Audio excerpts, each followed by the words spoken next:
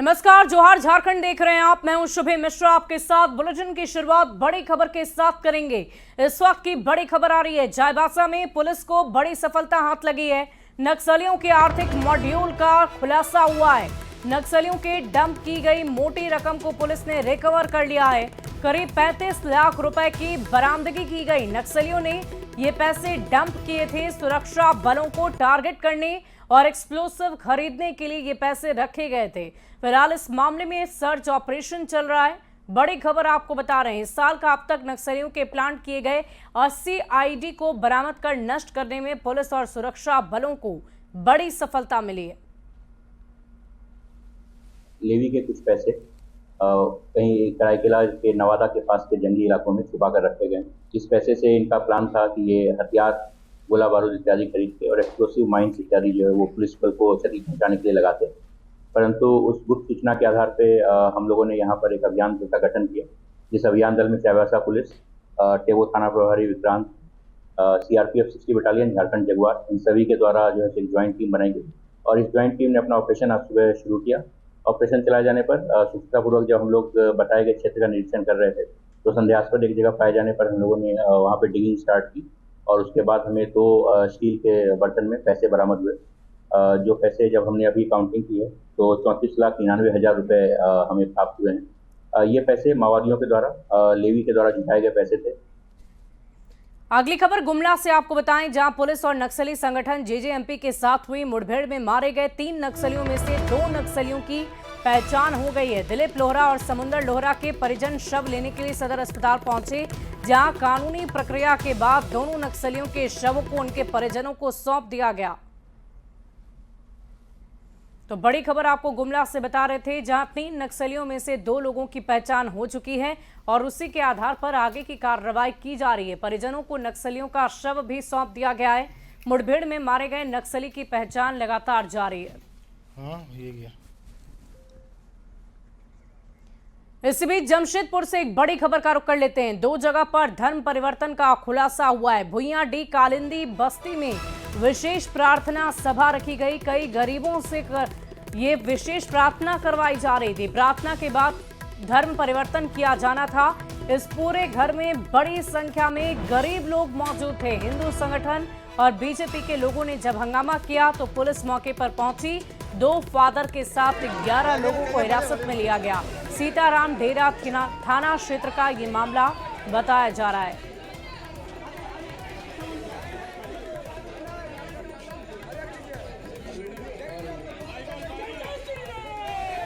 हम लोगों को सूचना मिल रहा था कि कालिंदी बस्ती में धर्म परिवर्तन कराया जा रहा है। जब हम लोग यहाँ पहुँचे तो देखे यहाँ फादर धर्म परिवर्तन करा रहे हैं। हम लोग ने अविलंब थाना को सूचना दी और थाना जब यहाँ पहुँचे और हम लोग अनुशासन तरीके से धरना दे रहे हैं। हम लोग भारतीय जनता पार्टी के कार्यकर्ता है, भगवान राम के सेना है और अगर सेना से टकराएंगे तो हम लोग चूर चूर भी करना जानते हैं। प्रत्येक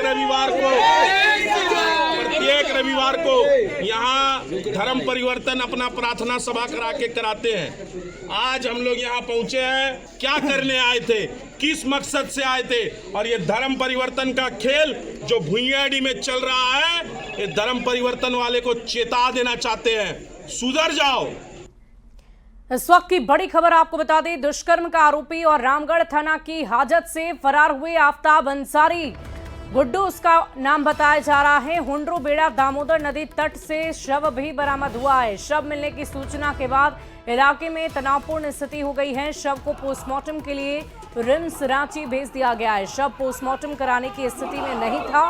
मजिस्ट्रेट और रजरप्पा थाना प्रभारी को पोस्टमार्टम की जिम्मेदारी दी गई है। इस मामले में लापरवाही बरतने वाले रामगढ़ के थाना प्रभारी पीके सिंह और ओडी ड्यूटी पर नियुक्त पदाधिकारी सलीमुद्दीन खान को निलंबित कर दिया गया है। ड्यूटी पर तैनात 2 संतरी पर कार्रवाई की गई है। दरअसल 24 जुलाई की रात आफ्ताब ने हाजत से भागने की कोशिश की, जिसे पकड़ने के दौरान वो दामोदर नदी के गांधी घाट की ओर अंधेरे में लापता हो गया। अगले 2 दिनों तक पुलिस उसे खोजने में विफल रही। जब उसका शव नदी किनारे मिला तो परिजनों का गुस्सा और भी ज्यादा भड़क उठा। अनुशासनिक कार्रवाई की गई है। साथ ही साथ उस समय जो ओडी पदाधिकारी है उन पे भी कार्रवाई की गई है, उनको भी निलंबित किया गया है। इसके अलावा उसके पहरे पे जिसको लगाया गया था गिरिरक्षक, उनकी भी कमी पाई गई है, उन पे भी कार्रवाई की गई है।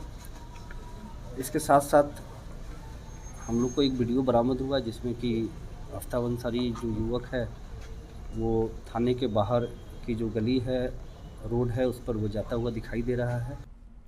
वहीं रामगढ़ थाना हाजत से गायब आफ्ताब अंसारी का आश्रम मिलने और भुरकुंडा में हिंदू संगठन से जुड़े नेता राजेश सिन्हा की गिरफ्तारी के बाद बवाल और तेज हो गया है। हजारीबाग के सांसद मनीष जायसवाल और बड़का गांव विधायक रोशन लाल चौधरी ने भी कड़ा विरोध जताया और कहा कि जिन लोगों ने आरोपी को पकड़कर पुलिस को सौंपा उसी को पुलिस गिरफ्तार कर रही है। सांसद ने इस मामले में दोषी पुलिस पदाधिकारी पर कार्रवाई करने की मांग की। उनकी गिरफ्तारी कल रात में होती है, मतलब पुलिस को पहले से पता था कि ऐसा होने जा रहा है। आप सिंपली ऐसा समझ सकते हैं कि उनको जबरदस्ती गिरफ्तार किया गया, सरकार के इशारे पर गिरफ्तार किया गया, सरकार के दबाव में गिरफ्तार किया गया और उसके बाद जब मामला बढ़ा तो पुलिस ने बैक डेट में, मतलब पुलिस ने गलत एफआईआर जो है वो करवाने का काम किया है। जाकर जिसके ऊपर यौन शोषण का आरोप है, थाना में जाकर प्रशासन के खिलाफ वो नाराबाजी कर रहा था थाना परिसर में, और उसको गिरफ्तार पुलिस नहीं करती है और एक निर्दोष को पहले गिरफ्तार करती है और बाद में एफआईआर करती है। ये कैसा प्रशासन है, कैसा सरकार है। वहीं इस पूरे मामले में स्वास्थ्य मंत्री इरफान अंसारी ने कहा कि राज्य के कुछ पुलिस वाले बीजेपी और बाबूलाल मरांडी से मिले हुए हैं, डर कर कार्य करते हैं। आखिर क्यों है ये डर, हम आपको बताते हैं। आफ्ताब अंसारी को मार दिया गया और मैं पूछना चाहता हूं कि ये क्या चल रहा है। बाबूलाल मरांडी जी इतने अनुभवी नेता हैं और आप किसी मामले की गंभीरता को आप जानते भी नहीं है, तुरंत ट्वीट कर देते हैं और आपके ट्वीट ने आफ्ताब अंसारी को जान मार दिया। कुछ ऐसे भी पुलिसकर्मी हैं जो बीजेपी से मिले हुए हैं और थाना प्रभारी को मैं कहना चाहता हूं, थाना को पूछना चाहता हूं, आप सही सलामत अगर मेरे बच्चे को ले गए, सही सलामत ला के दे दीजिए। ले गए, आप ले गए, कैसे भाग जाएगा, मालूम क्यों जाएगा, दौड़ रहा है, हम देख रहे हैं और पीछे मुड़ के देख रहा है, उसको उकसाया गया है। और थाना प्रभारी हमें लगता है कि टाइगर फोर्स, जो हिंदू टाइगर फोर्स के साथ मिली भगत करके उसको मार दिया। कोडरमा की चंदवारा थाना क्षेत्र में रविवार को एक बड़ा सड़क हादसा हो गया है। बस हजारीबाग से कोडरमा की तरफ जा रही थी और अचानक ही अनियंत्रित होकर सड़क किनारे पलट गई। हादसे के बाद बस का चालक मौके से फरार हो गया है। बस में सवार यात्रियों का आरोप है कि बस में क्षमता से अधिक यात्रियों को बिठाया गया था, जिसके चलते बस का संतुलन बिगड़ गया और हादसा हो गया। पुलिस ड्राइवर की तलाश में जुटी हुई है। ड्राइवर चौक गया और हम लोग का ऐसा करते करते गाड़ी एकदम जो कांच से जो कांच में था ना उसको जाता हुआ और हम लोग पर आदमी ऐसा करके पूरा गिर गया।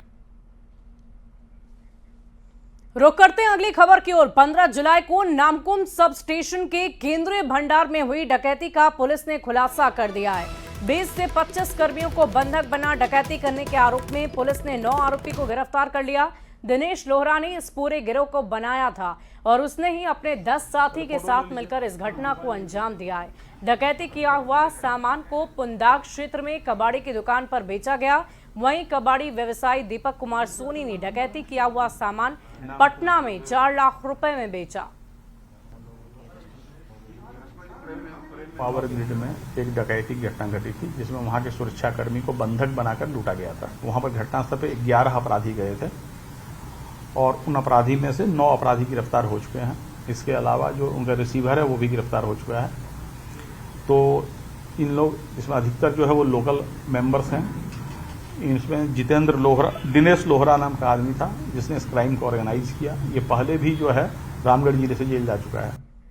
और इसी बीच खबर आपको राजधानी रांची से बता देते हैं, जहां पुलिस ने इंटर स्टेट गैंग का पर्दाफाश करते हुए गिरोह के 3 आरोपी को गिरफ्तार कर लिया है। पुलिस को सूचना मिली थी कि पावर ग्रिड में डकैती करने वाला एक गिरोह बिना नंबर प्लेट का स्कॉर्पियो गाड़ी से आया, जो पावर प्लांट का रेकी कर रहा है और पावर ग्रिड में कॉपर तार के डकैती करने की योजना बना रहा है, जिसकी जानकारी मिलने के बाद कार्रवाई करते हुए पुलिस ने अपराधियों को गिरफ्तार कर लिया। है जो स्कॉर्पियो गाड़ी से घूम घूम के किसी भी ग्रिड में या किसी पावर हाउस में जाके चोरी करता है, तो उस पर जो है थाना प्रभारी ओरमान जी डीएसपी सिल्ली के नेतृत्व में जो है रेड ऑर्गेनाइज कराए और अल्टीमेटली 3 आदमी पकड़ा गया है। इस तीनों के कॉन्फेशन से क्लियर हुआ कि ये दुर्गापुर का गिरोह है ना, ये दुर्गापुर का वेस्ट बंगाल का एक गिरोह है जो घूम घूम कर रेकी करता है, रेकी करने के बाद वहां पर पावर ग्रिड से चोरी करता है। खबर हजारीबाग से है, जहां सीधू कान्हू चौक पर वीर शहीदों की प्रतिमा खंडित होने की घटना को लेकर आदिवासी समाज में गहरा आक्रोश है। बुआ संथाल समाज भारत देशों की ओर से हजारीबाग के प्रधान कैफेटेरिया में प्रेस वार्ता आयोजित की गई। जिला प्रशासन पर गंभीर लापरवाही के आरोप लगे और कहा गया कि घटना के कई दिन बाद भी अपराधियों की गिरफ्तारी नहीं हुई है। उन्होंने सवाल ये उठाया कि जब चौक पर सीसीटीवी कैमरे लगे हैं तो अब तक दोषियों की पहचान क्यों नहीं हो सकी। समाज के सदस्यों ने चेतावनी दी कि अगर जल्द कार्रवाई नहीं की गई तो वो सड़क से लेकर सदन तक आंदोलन करेंगे। संथाल समाज ने प्रशासन से मांग की है कि शीघ्र दोषियों की गिरफ्तारी हो और प्रतिमा का पुनः निर्माण कराया जाए। निंदना किया जाए वो कम ही पड़ेगा भैया। इतनी घटिया लोग हैं समाज में, ये जान के आश्चर्य होता है। चाहे राजनीतिक दल से बिलोंग करे या सामाजिक तत्व हो या फिर वो नशेड़ी लोग हो,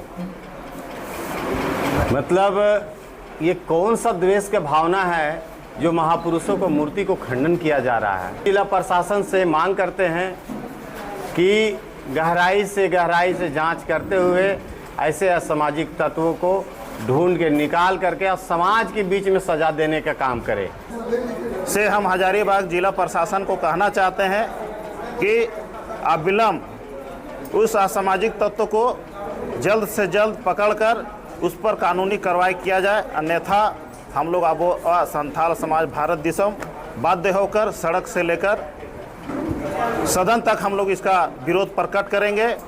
और कभी नक्सलियों का सुरक्षित जोन रहे गुमला की भी पीएम मोदी ने अपने मन की बात में चर्चा की।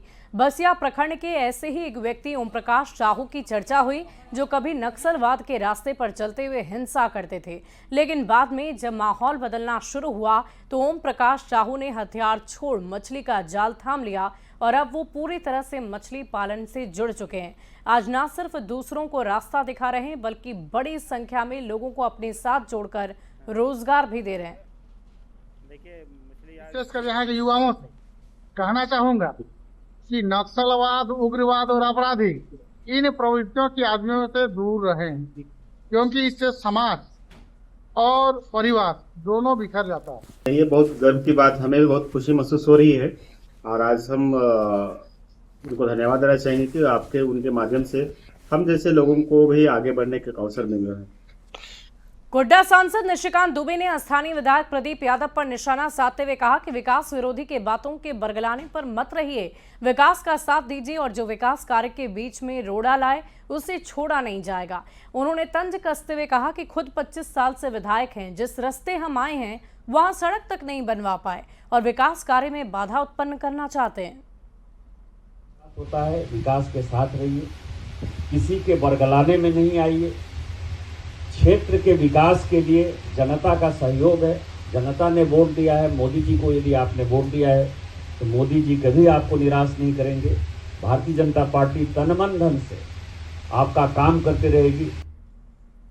और राष्ट्रपति द्रौपदी मुर्मू 2 दिवसीय दौरे पर झारखंड आ रही है, जिसे लेकर सुरक्षा व्यवस्था चाक चौबंद की जा रही है। राष्ट्रपति रांची के बाद देवघर और धनबाद का दौरा करेंगी। राष्ट्रपति को दौरे को लेकर झारखंड डीजीपी और मुख्य सचिव ने बैठक कर अधिकारियों को सख्त निर्देश दिए हैं। हमारी बहुत अच्छी है, धनबाद की भी तैयारी अच्छी है और देवघर की भी तैयारी अच्छी है और हम लोगों ने एक सीनियर आईजी रैंक के अधिकारी को उसका प्रभारी बना दिया है। तो ये लोग जाएंगे वहाँ पे, देखेंगे जो भी व्यवस्था करनी है वो एक मतलब हमारे लिए एक कॉमन ड्रिल है। बिकॉज हम लोग पूर्व में भी देश के राष्ट्रपति, प्रधानमंत्री और अन्य गणमान्य व्यक्तियों को अपने राज्य में उचित सुरक्षा प्रदान करते रहे और हर बार हमारा परफॉर्मेंस ठीक रहा है। खबर दुमका से, जहां परिवहन विभाग ने बड़ा कदम उठाते हुए 400 से ज्यादा बड़े वाहनों को निशाने पर लिया, जिन पर करीब 8 करोड़ रुपए का टैक्स बकाया है। विभाग इन वाहनों को ब्लैक लिस्ट करने की तैयारी में जुट गया है। जिला परिवहन पदाधिकारी ने बताया कि इन वाहनों के मालिकों ने कई सालों से रोड टैक्स जमा ही नहीं किया है। नियमानुसार हर 3 महीने में टैक्स देना अनिवार्य होता है, लेकिन बार बार नोटिस के बावजूद वाहन मालिक नियमों को नजरअंदाज करते हैं और इसीलिए उन पर कार्रवाई की जा रही है। वाहन का नोटिस किए हैं, कुछ पेपर में भी गया है, कुछ आपके माध्यम से भी नोटिस जा रहा है। इसमें 7,46,11,928 रुपये का बकाया है। इन लोगों को नोटिस, फर्स्ट नोटिस दिए हैं, सेकंड नोटिस तक इन लोग जमा नहीं करते हैं। थर्ड नोटिस के बाद इन सभी गाड़ियों को ब्लैक लिस्ट कर दिया जाएगा। अब बड़ी वाहनों के मालिकों पर नकेल कसने की तैयारी कर रही है। बता दें आपको कि दुमका में करीब 400 से भी बड़ी और छोटी वाहनों पर अब तक 8 करोड़ रुपए का टैक्स बकाया है, जिस पर परिवहन विभाग अब नकेल कसने की तैयारी कर रही है। दुमका जिला परिवहन कार्यालय से निबंधित तकरीबन 400 से भी अधिक छोटे बड़े वाहनों पर 8 करोड़ रुपए का टैक्स बकाया है।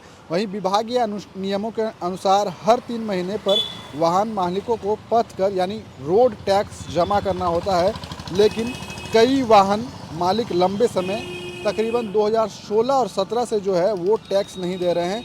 वहीं इस पर अब परिवहन विभाग सख्त रुख अपनाते हुए तैयारी कर रही है। विभाग ने सभी डिफ़ॉल्टर वाहन मालिकों को पहली नोटिस भेज दी है।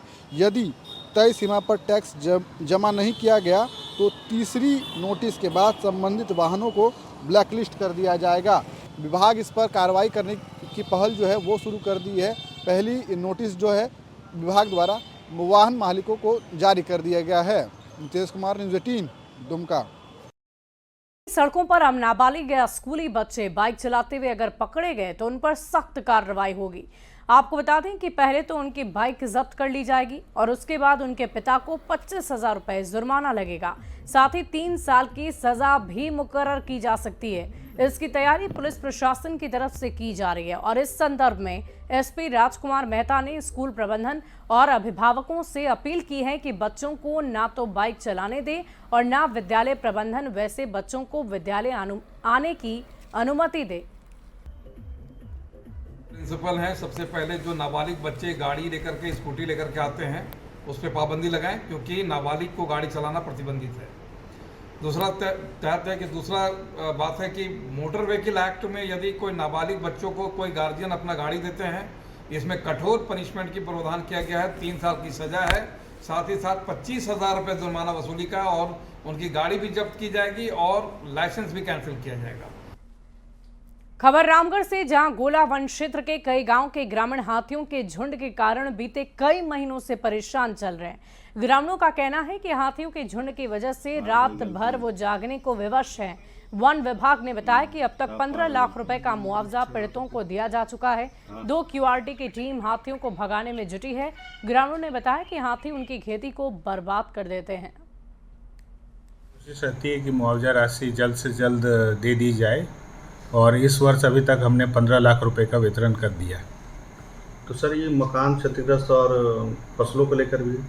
हाँ, सभी मकान क्षतिग्रस्त, फसल, अनाज सभी के लिए मुआवजा दिया जाता है और हम लोग कोशिश कर रहे हैं कि ज़्यादा से ज़्यादा जल्दी दिया जा सके।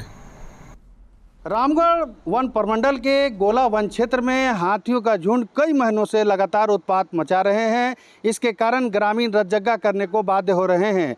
इधर रामगढ़ वन प्रमंडल के डीएफओ ने बताया कि अब तक चालू वित्तीय वर्ष में 15 लाख रुपये मुआवजा के तौर पर लोगों को दिया जा चुका है। यानी कि यह मुआवजा खेती को जो नुकसान हुआ, घरों को जो नुकसान हुआ है, जान माल का जो नुकसान हुआ, उसको लेकर के दिया जा चुका है।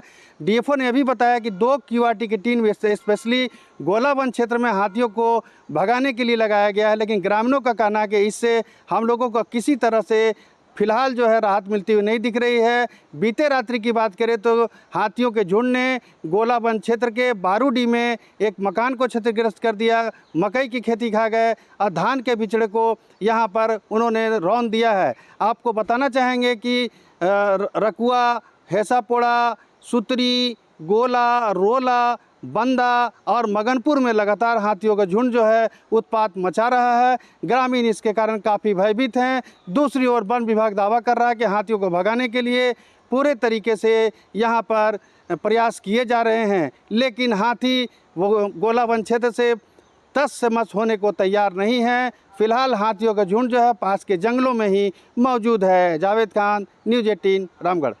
और झारखंड के दूसरे बाबा धाम के रूप में प्रसिद्ध चाईबासा की गोइलकेरा स्थित महादेवशाल धाम में तीसरी सोमवार को बड़ी संख्या में भक्तों ने जलाभिषेक करेंगे, ऐसी तैयारी पहले से की गई है। आज सुबह से कांवरियां चक्रधरपुर से जल उठाकर पदयात्रा कर रहे हैं। लगभग 40 किलोमीटर पैदल चलकर भक्त कल जलाभिषेक करेंगे।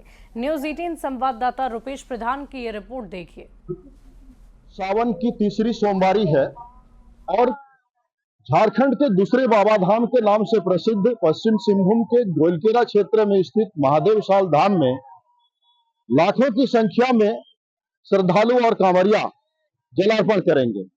हजारों की संख्या में आप देख रहे हैं यहाँ कांवरियों का जत्था आज सुबह से ही जल उठाकर यहाँ से पूजा अर्चना करते हुए जल उठाकर यहाँ से सोनवा गोइलकेरा होते हुए महादेवशाल तक 40 किलोमीटर का पदयात्रा करेंगे।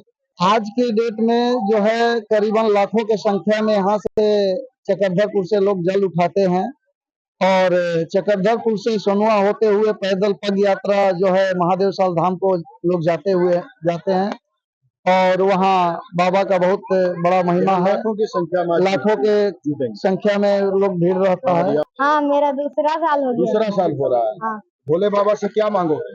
मांगेंगे कि पढ़ाई लिखाई में अच्छा हो, अच्छा नंबर लाए एग्जाम में।